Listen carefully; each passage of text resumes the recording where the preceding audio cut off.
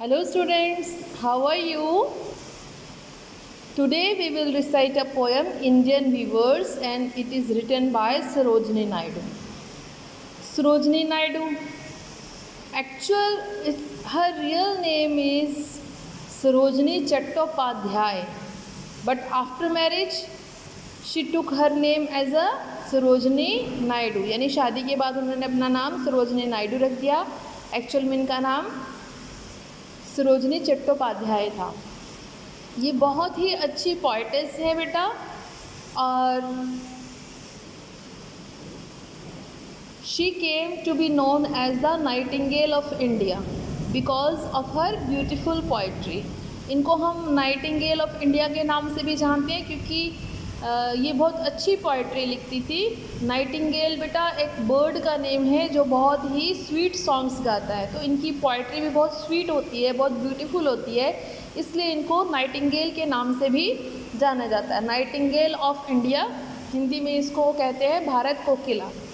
Okay, this poem is basically written in the form of a dialogue between the poet and the weavers. In each stanza there is a dialogue between the poet and the weavers. ये तीनों जो stanzas हैं इनमें dialogue है, यानी संवाद किया गया है, आपस में बातचीत की गई है पोएट और वीवर्स के बीच में। इंडियन यानी भारतीय, भारत में रहने वाले, वीवर्स मतलब बुनकर, जो कपड़ा बुनते हैं लूम्स पर। ये देखो, ये सारे जो हैं ये वीवर्स हैं और ये इस तरह के लूम्स के ऊपर, हथकरघे के ऊपर हाथ से कपड़ा बुन रहे हैं। Okay, there are two distinct layer to understanding of this poem. सबसे पहले दो तरीके से इस पोएम को समझ सकते हैं। At the literal level it describes the weavers at work. अगर हम लिटरल लेवल की बात करें तो यहाँ पर वीवर्स का काम बताया गया है, किस तरह वो कब काम करना शुरू होते हैं और किस किस तरह के वो काम करते हैं। ओके, और secondly there is a metaphorical meaning describes metaphorical meaning which is about God as the great weaver. और अगर हम इसका मेटाफोरिकल मीनिंग निकालें तो हमें ये कहा गया है जो गॉड है, भगवान है, वो सबसे बड़े वीवर हैं, सबसे महान वीवर हैं।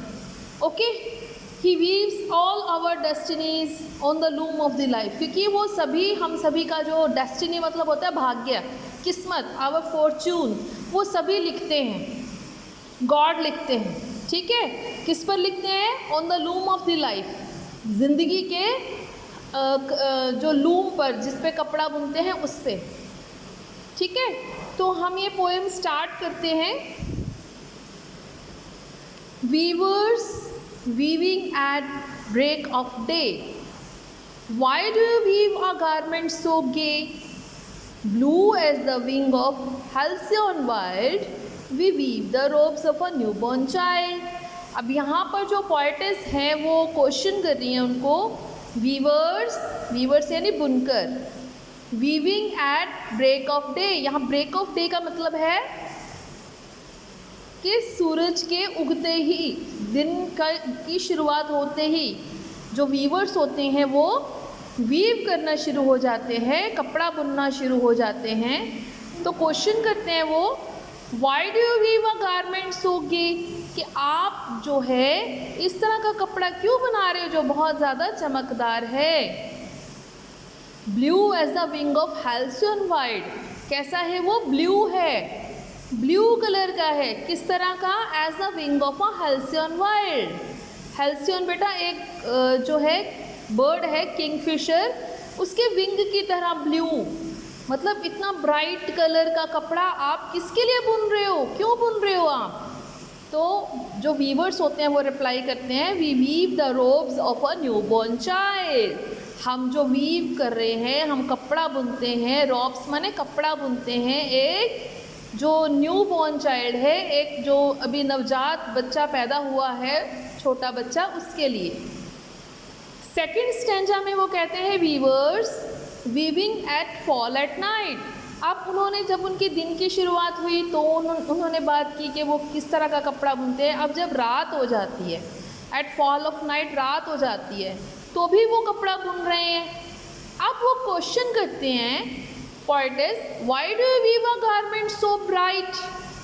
इतना ब्राइट कपड़ा, इतना चमकदार भड़कीला जो रंग है वो तुम क्यों बुनते हो? Like the plumes of a peacock, purple and green. किस तरह का है ये? जैसे कि पीकॉक का प्लूम्स हो। प्लूम्स क्या होता है? मोर पंख, एक लंबा सा सॉफ्ट सा पंख, ठीक है। तो पीकॉक का जैसे पंख हो। पीकॉक के पंख में कौन कौन से कलर होते हैं? पर्पल और ग्रीन। इस तरह का कपड़ा जिसमें कि पर्पल और ग्रीन कलर यूज़ है और इतना ब्राइट है जैसे कि मोर का पंख हो। तो बुनकर जो होते हैं, जो वीवर्स होते हैं, वो रिप्लाई करते हैं, we weave the marriage veils of a queen, कि हम क्या बुनते हैं? Marriage Wales. मैरिज वेल्स क्या होता है बेटा? कि जिससे वेल बोलते हैं दुपट्टे को, चुन्नी को, जो हैवी लेते हैं दुपट्टा मैरिज में ना, जिससे फेस कवर करती है गर्ल्स। तो वो कहते हैं कि हम बुनते हैं मैरिज वेल्स, दुपट्टा शादी का। किसके लिए? रानी का। रानी का जो दुपट्टा है शादी का वो बुनते हैं। नेक्स्ट स्टेंजा में viewers weaving Solomon and still. अब जो एक फॉर्मल, एक शांतमय तरीके से वीवर्स अब भी कपड़ा बुन रहे हैं। What do you weave in the moonlight chill. अब बहुत रात हो चुकी है, चंद्रमा की रोशनी चारों तरफ फैली हुई है। तो फिर पोएटेस इनसे क्वेश्चन करती हैं, what do you weave in the moonlight chill. इस चंद्रमा की रोशनी में, ठंड में तुम क्या बुनते हो? White as a feather and white as a cloud. इतना सफ़ेद जैसे कोई पंख हो, इतना सफ़ेद जैसे कोई बादल हो। ये कैसा कपड़ा बुनते हो? तो वीवर्स रिप्लाई करते हैं, we weave a dead man's funeral shroud. क्या हम बुनते हैं जो पर्सन मर गया है उसकी अंतिम यात्रा के लिए जो कपड़ा ऊपर दिया जाता है वाइट कलर का। श्राउड क्या होता है बेटा? वो कपड़ा होता है जब कोई पर्सन मर जाता है तो उसके ऊपर देते हैं ना चादर वाइट कलर की, है ना। तो वो कहते हैं कि हम वो बुनते हैं। क्लियर?